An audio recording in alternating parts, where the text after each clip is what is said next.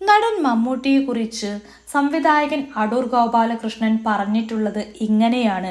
മമ്മൂട്ടി എൻ്റെ 3 സിനിമകളിൽ അഭിനയിച്ചു. ഒന്നിലധികം തവണ എൻ്റെ ചിത്രങ്ങളിൽ നായകവേഷം ചെയ്തിട്ടുള്ള ഏക നടനാണ് മമ്മൂട്ടി. ഇതുവരെ താൻ ചെയ്തിട്ടുള്ള വേഷങ്ങളിൽ നിന്ന് വ്യത്യസ്തമായി നല്ലത് ചെയ്യാനുള്ള അവസരം ക്ഷമയോടെ അന്വേഷിക്കുന്ന ഒരു കലാകാരനാണ് മമ്മൂട്ടി. തന്റെ കഥാപാത്രം നന്നാക്കാനായി എന്തെല്ലാം തയ്യാറെടുപ്പുകൾ നടത്തണമോ അതെല്ലാം ക്ഷമാപൂർവം ചെയ്യാൻ ഈ നടൻ കാണിച്ചിട്ടുള്ള ശുഷ്കാന്തി അനാദൃശ്യമാണ്. അച്ചടക്കവും ചിട്ടയും ഒരു നടനെ സംബന്ധിച്ച് പൂവും സുഗന്ധവും പോലെ ചേർന്നു വരേണ്ടതാണ്. ആ സൗഭാഗ്യം മമ്മൂട്ടിക്ക് സ്വതസിദ്ധമെന്ന് തോന്നിപ്പിക്കുന്ന സ്വാഭാവികതയോടെ ലഭിച്ചിരിക്കുന്നു.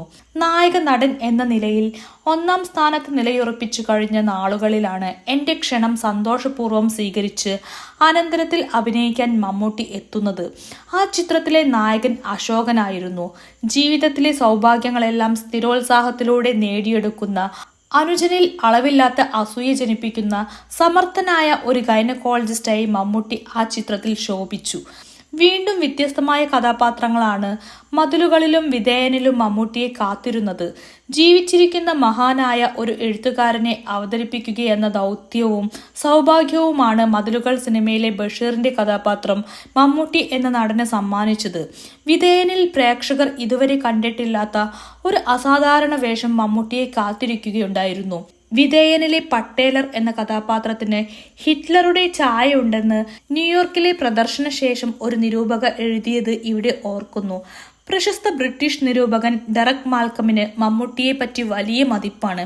അതിനു കാരണം 1990 ജനുവരിയിൽ കൽക്കത്തയിൽ വെച്ച് മതിലുകൾ കണ്ടതാണെന്ന് അദ്ദേഹം എന്നോട് പറഞ്ഞിട്ടുണ്ട്.